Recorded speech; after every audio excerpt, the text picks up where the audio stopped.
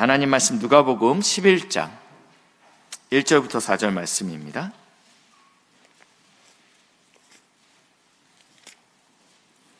(11장) 1절부터 4절입니다.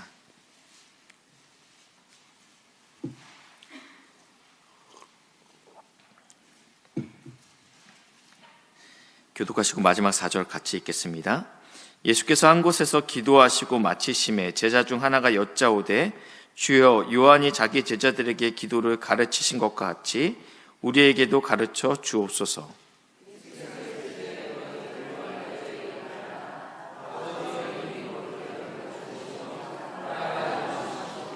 우리에게 날마다 일용할 양식을 주시옵고 죄지은 모든 사람을 용서하오니 우리의 죄도 사하여 주옵소서.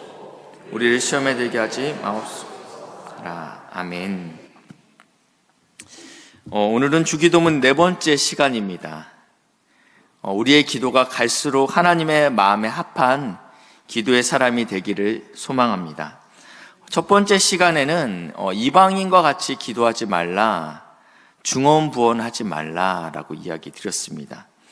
의미 없이 반복되는 기도들은 주기도문에서 기도가 빠진 주문이다 라는 말씀을 드렸고요. 두 번째 시간에는 하늘에 계신 우리 아버지, 누가 우리의 기도를 받으실 대상인가, 그리고 기도의 열쇠는 무엇인가에 대한 이야기를 함께 나눴습니다. 여기서 이 하늘에 계신 우리 아버지와 할 때 원어에서는 아빠가 먼저 나온다라는 말씀을 드렸어요. 그때 어떤 사모님께서 아빠 저 왔어요 이렇게 기도의 문을 여신다라고 말씀드렸습니다. 그분이 우리의 아버지 되시는데 나의 아버지일 뿐만 아니라 우리의 아버지 되신다라고 말씀하고 있습니다. 저의 아버지가 되시지만 윤창로 목사님의 아버지가 되십니다. 그러면 저와는 형제죠. 그리고 또 여기에 있는 우리 주원이의 아버지도 되시죠. 그러면 주원자매는 제가 오빠가 되는 거예요. 형제니까. 우리 예수 안에서 이게 같거든요. 네. 그리고 길 건너에 우리 강일교회, 옆에 있는 대성교회, 이러한 모든 교회가, 그리고 북한에 있는 지하교회까지 모두 같은 하나님 아버지를 모시고 있기 때문에 우리가 우리 아버지다라고 고백할 수 있다라고 말씀드렸습니다. 근데 그 우리 아버지는 하늘에 계십니다. 초월적이신 분이시고 만왕의 왕이시고 만유의 주이신데 그분이 우리의 아버지이기 때문에 이것이 신비다라는 말씀을 두 번째 시간에 드렸습니다. 그리고 이제 세 번째 시간에는 여섯 번째 강구 중에 첫 번째, 아버지의 이름이 거룩히 여김을 받으시오며 라는 말씀을 드렸는데, 하나님께서는 당신의 이름을 굉장히 귀하게 여기십니다.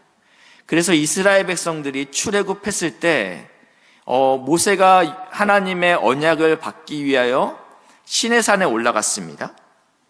근데 그때 밑에, 이 시내산 밑에 있던 이스라엘 백성들이 금송아지를 섬기게 됩니다. 그때 하나님께서 모세에게 이렇게 말씀합니다. 내 백성이라고 하지 않고 모세 네 백성이라고 이야기합니다.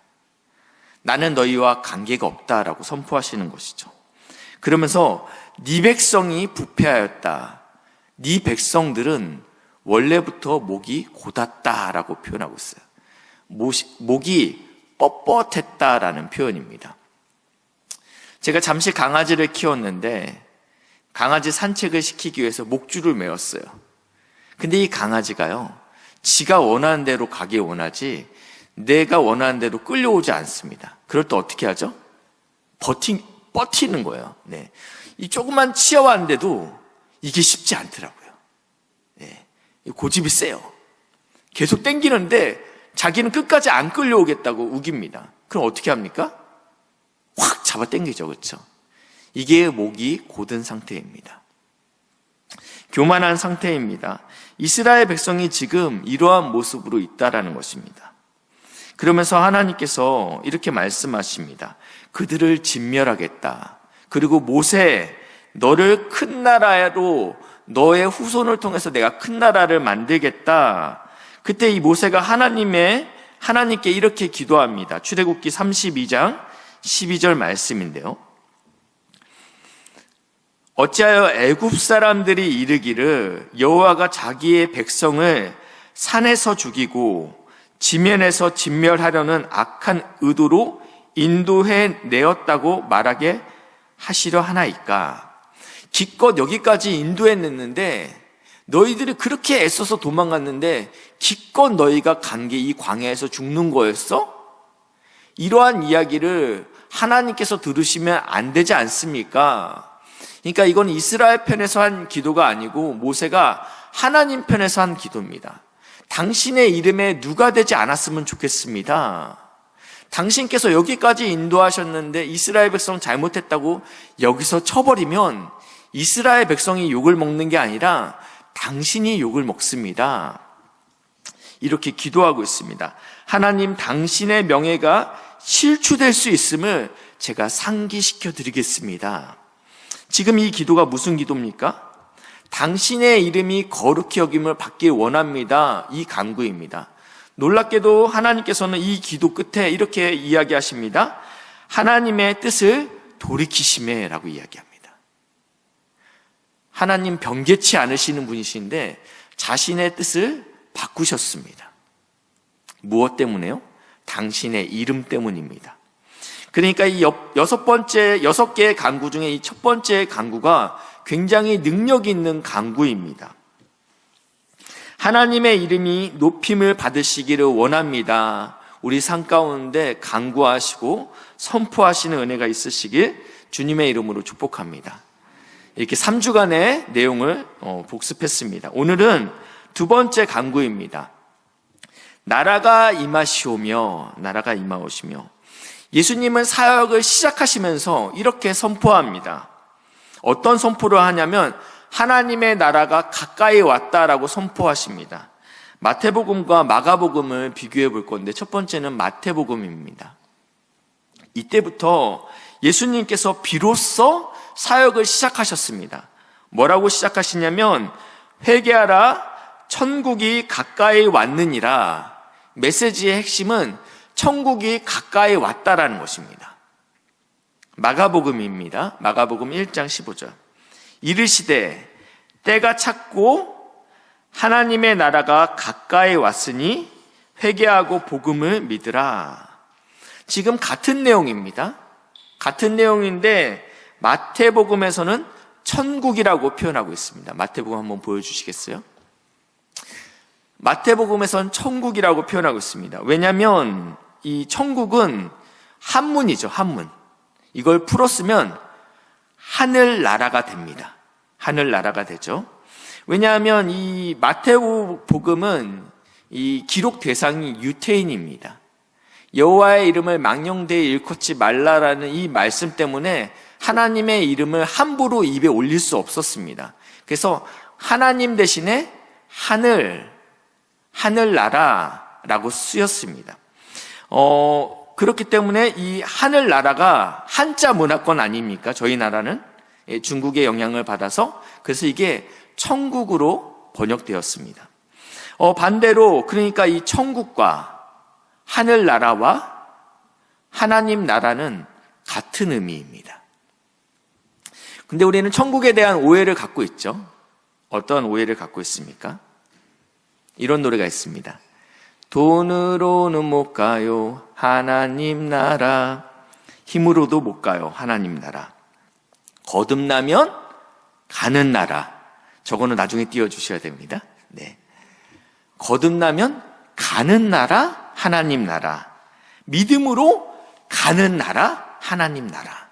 그러니까 이 하나님 나라에 대한 개념이 이 찬양에 어떻게 드러나냐면 죽어서 가는 곳이 하나님 나라라는 인식이 우리 안에 있습니다. 이게 천국에 대한 오해이죠. 하나님 나라, 하늘나라에 대한 오해는 우리 성도가 예수님을 믿고 구원받은 성도가 죽으면 가는 곳이 천국, 하늘나라, 하나님 나라라는 개념이 오해가 있다라는 것입니다. 근데 예수님께서 뭐라고 말씀하셨냐면요, 천국이 가까이 왔다라고 표현하고 있습니다. 만약 이 오해대로 해석된다면 죽을 때가 가까이 왔다라고 해석할 수 있죠. 근데 예수님이 그런 의도로 이렇게 말씀하신 건 아니시죠. 그리고 오늘 주기도문에서도 하나님 나라가 임하시오며, 하나님 저 빨리 죽고 싶어요, 이런 내용이 아니라는 거예요. 그러니까 하나님 나라는 우리가 가는 것이 아니고 이 땅에 임하는 것입니다. 이 개념을 저희가 이제 바꾸셔야 됩니다. 하늘나라는 내가 죽어서 가는 것이 아니고 성도가 이 땅에서 누리는 것이고 하나님께서 임하게 하시는 게 목적이다라는 것입니다. 이러한 생각, 이러한 문제, 돈으로는 못 가요. 그래서 최근에는 이 가사를 누가 바꿔서 위보라는 팀에서 가사를 수정했더라고요. 이제는 올려주시면 됩니다. 그래서 굉장히 성경적으로 가사를 바뀌었습니다. 돈으로는 못 가요, 하나님 나라. 힘으로도 못 가요, 하나님 나라. 거듭나면 오는 나라, 하나님 나라. 믿음으로 사는 나라, 하나님 나라. 이게 지금 굉장히 성경적인 가사예요. 하나님 나라는 이 땅에서 누리는 것이라는 것입니다. 예수님은 마태복음 13장에 7가지 비유를 했습니다. 씨 뿌리는 비유, 기억하시죠? 또 무슨 비유?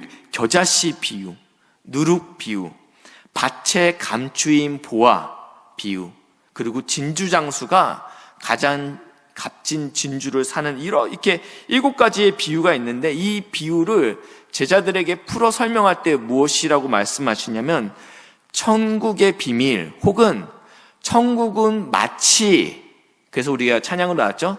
천국은 마치 밭에 감추인 보화. 그러니까 이런 비유들의 7가지는 다 하나님 나라에 대해서 이야기하고 있다는 것입니다. 그러니까 예수님이 오자마자 첫 번째 시작했던 사역은 회개하라, 천국이 가까이 왔다. 그리고 예수님의 가르침의 내용도 하나님 나라였습니다. 그리고 예수님께서 십자가에 달리시고 부활하시고 제자들과 함께 40일을 함께 있었습니다. 이때는 어떠한 것을 가르치셨을까요? 예수님이 부활하신 후 승천하시기 40일 동안 제자들과 함께 있으면서 사도행전 1장 3절 말씀입니다. 우리 한번 같이 읽겠습니다. 시작.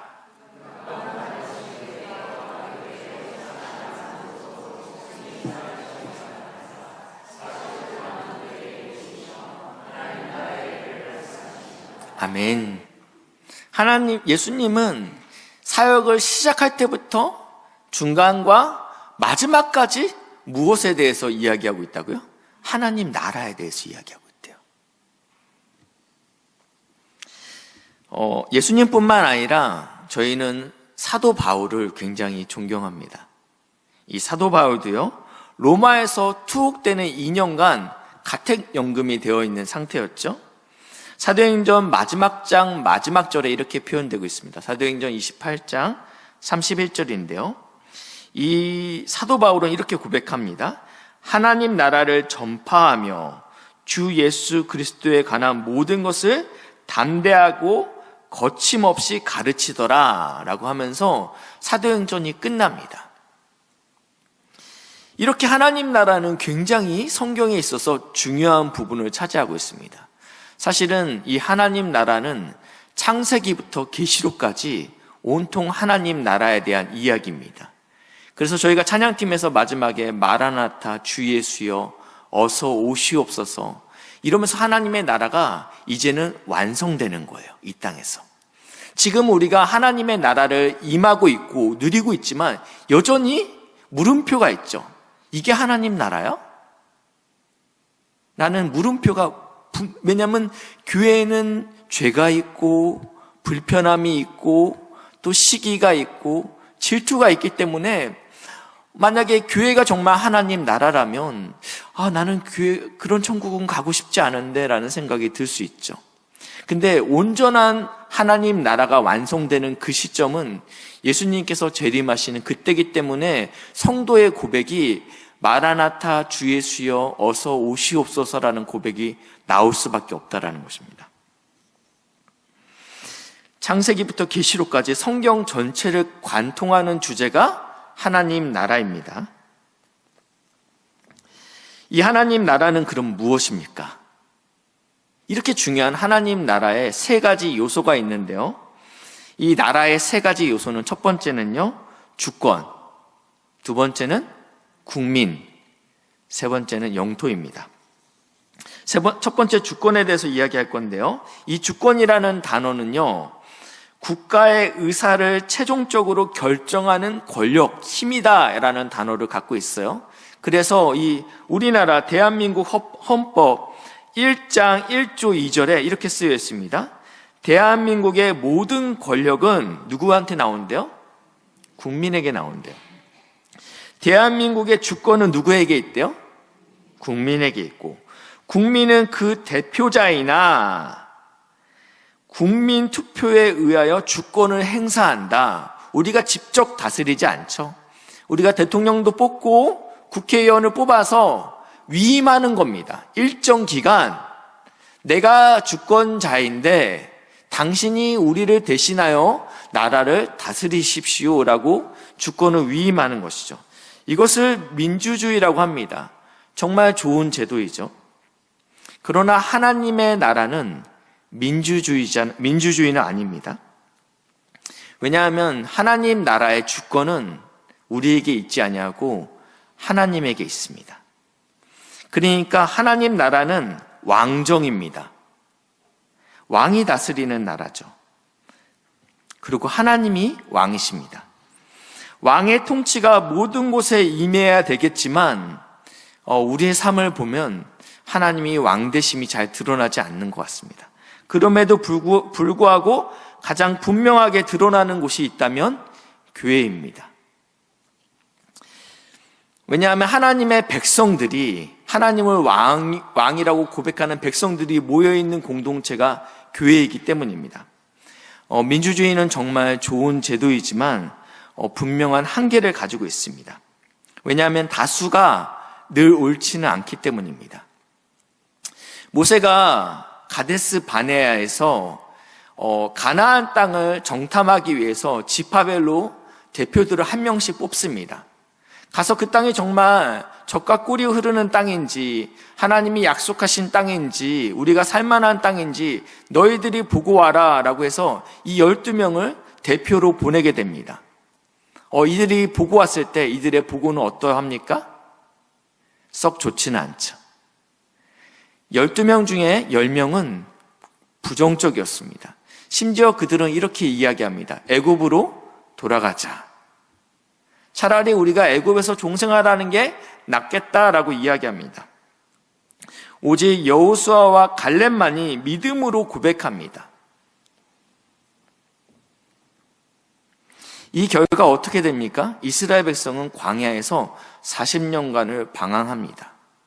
다수결이 늘 좋은 길로 우리를 인도하지 않는다라는 것입니다. 다시 한번 말씀드립니다. 하나님 나라의 운영 방식은 민주주의는 아닙니다. 죄송하지만 하나님 나라의 운영 방식은 당의 중심이 아닙니다. 하나님 나라의 운영 방식은 목사 중심이 아닙니다. 하나님 나라의 운영 방식은 오직 말씀 중심이어야 되고 하나님 중심이어야 된다는 것입니다. 왜냐하면 주권이 왕이신 하나님께 있기 때문입니다. 하나님이 통치하셔야 됩니다. 교회의 머리는 누구십니까? 예수님이시죠. 모든 기관과 모든 지체들이 머리 대신 예수님께 붙어 있어야지, 그래야지 교회 안에 하나님의 나라가 임하게 되는 것입니다. 모든 교회가 하나님의 나라는 아니잖아요.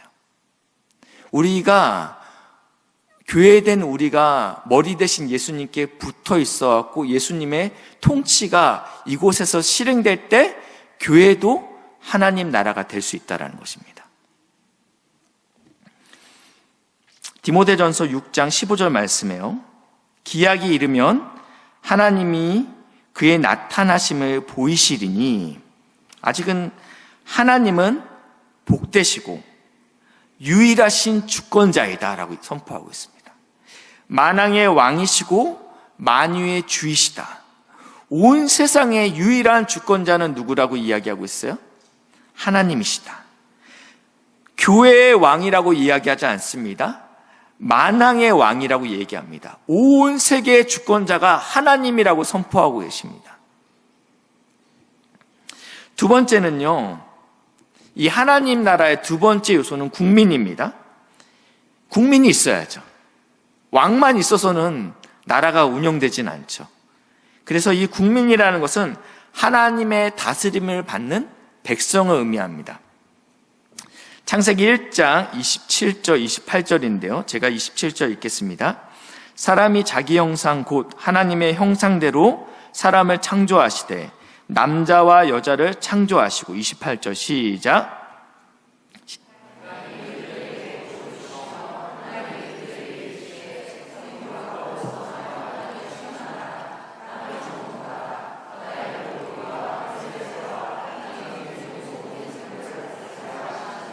아멘. 하나님께서 왕이십니다. 하나님께서 창조주이십니다. 그리고 하나님께서 자기 형상을 닮은 우리를 만드셨습니다. 하나님은 모형이 없기 때문에 우리가 눈, 코, 입이 닮았다라는 이야기가 아닙니다. 그분의 능력과 그분의 성품을 닮은 것입니다. 그리고 하나님께서 우리에게 위임하시죠. 우리의 사명 선언문이 28절입니다. 하나님께서 우리에게 생육하고 번성해서 땅에 충만하고 땅을 정복하고 그리고 모든 생물을 다스려라. 하나님께서 내가 나를 닮게 만들었다. 너에게 그럴 만한 능력도 주시고 그리고 그럴 만한 좋은 성품도 주셨다라는 것입니다. 우리는 대리 통치자로 세움을 입었습니다. 그렇기 때문에 우리는 하나님의 성품대로 세상을 통치해야 되는데, 문제는 우리의 이 성품이 망가졌다라는 거예요. 그래서 욕심을 부리기 시작하죠. 낭비하죠. 그래서 자연이 어떻게 되죠? 파괴되죠. 하나님은 분명히 우리에게 정복하라 하시지 않았습니까? 다스리라고 말씀하지 않았습니까? 이것은 굉장히 과격한 용어예요.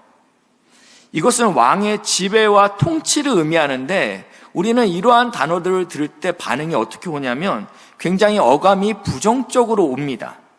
이러한 정복하라, 다스리라 이런 표현들이 굉장히 우리에게 부정적으로 다가옵니다. 왜냐하면 이걸 문자적으로 이해한다면 사람에게 이 세상을 정복하고 지배하는 권한을 주셨다라고 이해할 수 있죠.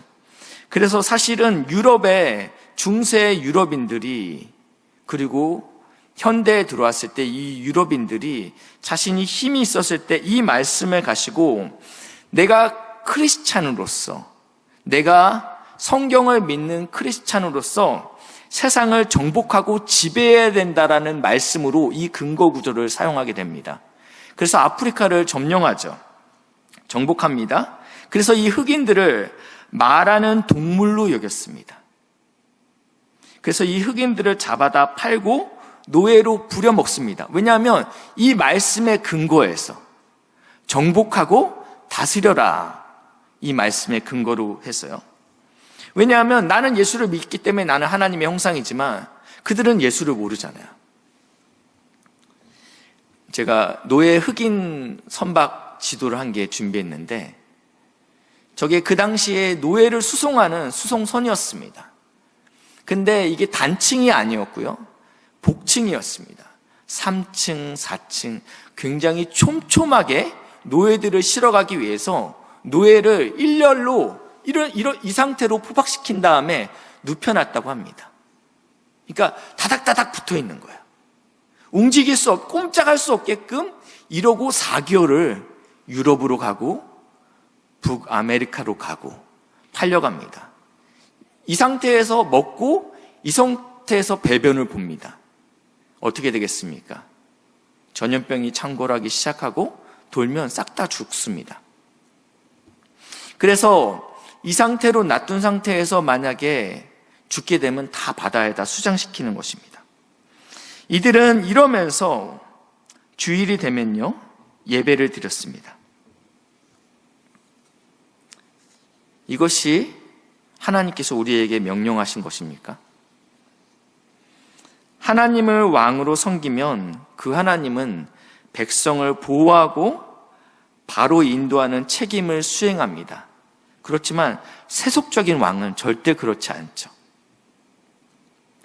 세속적인 왕은 더 많이 가지려 하고 더 많이 섬김을 받으려 합니다.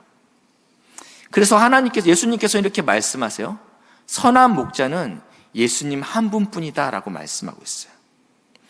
그 선한 목자는 양을 위하여 자신의 목숨을 버린다라고 말씀하고 있습니다. 하나님의 리더십은요, 섬기는 리더십이고 죽는 리더십입니다. 하나님의 성품을 닮은 우리에게 하나님께서 이것을 요구하셨던 것입니다. 하나님의 7째 해에도 땅을 안식하게끔 했습니다. 마음껏 부려먹어라 라고 땅을 그렇게 말씀하지 않았어요. 땅도 쉬어야지. 그러면서 7째 해에는 땅을 가만히 두어라. 그 땅도 쉬어야 된다라고 이야기하십니다. 그러면서 또 추수할 때는 뭐라고 말씀하십니까? 모퉁이는 남겨두라. 왜냐하면 들짐승들도 먹고 살아야 되기 때문에 우리 하나님께서는 땅도 고려하시고 들짐승도 고려하시는 분이 왕이십니다. 그 왕이십니다. 그러니까 하나님의 통치는요, 무겁지 않습니다. 세상의 왕은요, 무겁습니다. 우리가 지기 힘든 짐을 우리에게 지어주지만 하나님은 우리에게 말씀하시죠. 나는 온유하고 겸손하다. 너의 무거운 짐을 가지고 있는 자들은 다 내 앞에 나오라고 말씀하십니다. 그 하나님의 통치를 받는 우리도 마찬가지가 되어야 된다는 것입니다. 이 하나님의 통치를 받는 자들이 하나님의 백성입니다. 그리고 그 백성들이 모인 곳이 교회라고 말씀드렸습니다. 이 교회는 이 세상은 어떤 세상이냐면 세상의 가치관으로 통치되고 있는 곳입니다. 근데 여기에서 우리는 하나님의 대사관 역할을 하는 것입니다. 대사관은 어떤 역할을 하죠? 자국 국민들을 보호합니다. 그리고 자국의 이익을 위해서 존재합니다. 성도는 세상의 가치와 질서로 다스려지는 이 땅에 살고 있지만 우리는 이 땅에 발을 딛고는 살고 있지만 하나님의 가치로 말씀대로 살아내는 사람들이 성도라는 것입니다. 그래서 우리는 마치 이 땅에서 외국인과 나그네 취급을 받는다고 이야기합니다. 그래서 우리가 이 땅에서 너무 예수 믿지 않는 사람과 전혀 이질감 없이 잘 사는 것은 문제입니다. 왜냐하면 우리의 존재 자체가 나그네요 이방인이라고 표현하고 있기 때문입니다. 성경에서는요. 때로는 우리는 왕따로 살아야 될 필요가 있습니다. 이건 줄임말인데요. 왕을 따르는 사람들이라는 것이에요. 네. 하나님을 따르기 때문에 왕따가 된다는 것은 복된 일입니다. 이런 은혜가 있으시길 주님의 이름으로 축복합니다. 내가 하나님을 따르기 때문에 죄는 좀 독특해. 이런 왕따는 굉장히 복된 왕따입니다. 성경에서 말하고 있죠. 세상이 너희를 미워해도 이상히 여기지 말라라고 이야기합니다. 왜냐하면 우리는 천국 백성이기 때문입니다. 이 땅에 발을 딛고 있는데 천국 백성으로 살려면 반드시 이상히 여길 수밖에 없게 된다는 것입니다. 마지막으로 하나님 나라의 세 번째 조건이 영토입니다. 이것은 하나님 백성을 통하여서 하나님의 통치가 실현되는 곳을 이야기하고 있습니다. 베이징에 미국 대사관이 있습니다. 두 나라가 우호적인 관계는 아니에요. 그렇죠? 불편하죠. 분명히 지리적으로는 중국 안에 있지만 이 미국 대사관은 미국의 통치를 받습니다.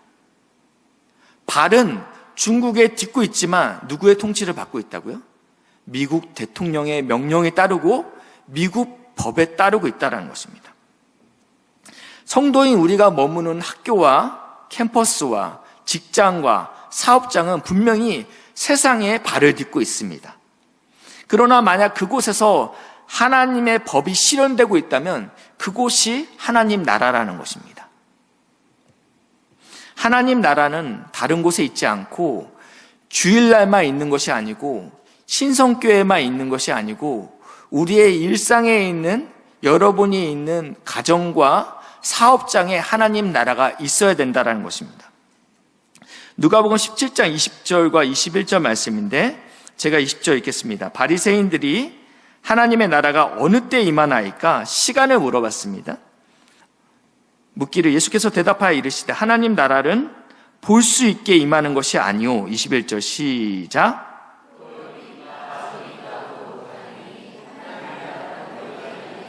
아멘. 하나님 나라는 이게 보이는 신성교회 여기에 임하는 것이 아니고 보이지는 않는데요. 여러분이 간판을 붙이고 다니는 건 아니잖아요. 여기다 신성교회라고 붙이고 다니는 건 아니잖아요. 그렇지만 우리가 있는 사업장에 너희 안에 있다. 하나님의 나라가 지금 여기에 있다라고 말씀하고 있습니다. 하나님의 나라가 우리가 있는 캠퍼스와 우리가 있는 사업장에 그리고 내가 있는 직장에서 일어나기에 주님의 이름으로 축복합니다. 찬송가에 보니까요. 이게 어떻게 제가 음을 못 잡겠네요. 높은 산이 거친 들이 조막이나 궁궐이나 내 주 예수 모신 곳이 그 어디나 하늘나라. 네. 높은 산이나 거친 들이나 그리고 초막이나 너무 형편없어요. 내가 이렇게 내 인생이 이렇게 아직까지 내가 이렇게 어렵게 사나? 어떤 사람은 뭐 좋은 집에 살아요.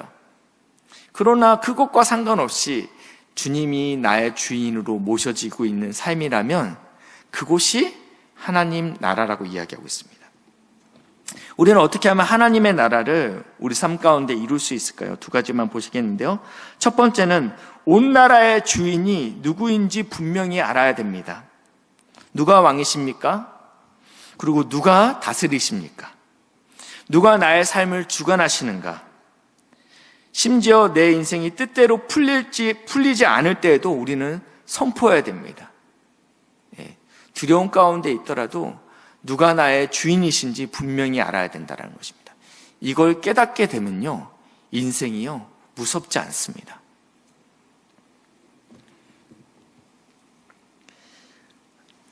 역대상 29장 11절 말씀은요, 다윗이 죽기 전에 이 솔로몬에게 왕권을 이양하면서 하는 고백입니다.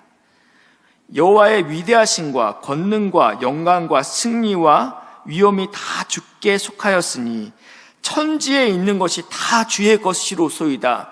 주권이 당신에게 있습니다. 내가 인생을 이제 말년에 하나님 앞에 이제 가기 전에 지금 다윗이 하는 고백이에요. 내 인생을 돌아보니까 사실은 양치던 자였거든요.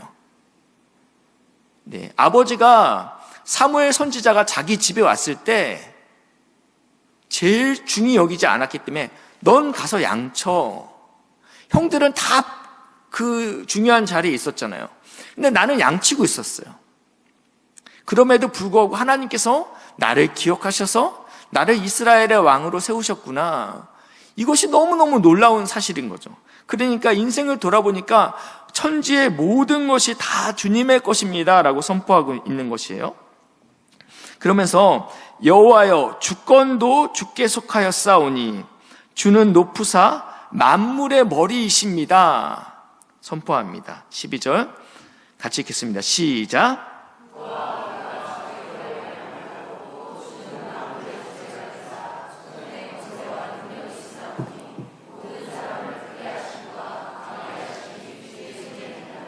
아멘. 다윗의 인생 가운데 쭉 살아보니까 하나님 모든 것을 다스리시고 모든 것을 통치하시는 분이 바로 당신입니다. 이 고백을 지금 선포하고 있다는 것입니다.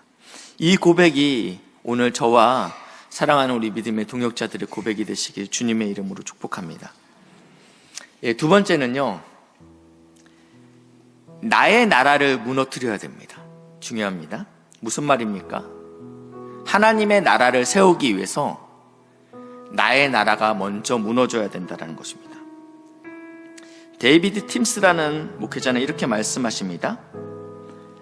당신의 나라가 임하시옵소서라는 기도를 뒤집으면 내 나라가 끝나게 하옵소서 라는 기도라는 것입니다. 이것은 굉장히 어려운 기도입니다. 세례 요한은 그를 따르는 자들이 굉장히 많았습니다. 많은 사람들이 그에게 찾아와서 세례를 받습니다. 근데 어느 순간부터 더 이상 세례 요한에게 세례를 받으러 찾아오는 사람들이 점점 줄고 있습니다. 무슨 일인가 봤더니 자신이 세례 줬던 그 청년, 그 예수에게 사람들이 몰린다라는 이야기를 듣습니다. 기분이 어떻습니까? 유쾌합니까? 아니요. 어느 누구도 여기서 유쾌할 수 없어요. 근데 그때 세례 요한이 이렇게 고백하죠. 그는 흥해야 하겠고 나는 쇠하여야 하리라. 아멘. 이 기도는 당신의 나라가 내 삶 가운데 이루어지기를 선포합니다 라는 기도는 결국 나의 나라는 망하길 원합니다 라는 기도라는 것입니다. 제임스 패커 목사님은 나라가 임하시오며 라고 기도하는 데는 희생이 요구된다. 나를 충실히 순종하는 당신의 백성으로 만들어 주십시오 라는 기도라는 것입니다. 우리의 삶 가운데 나는 죽고 예수로 사는 인생이 되시길 주님의 이름으로 축복합니다.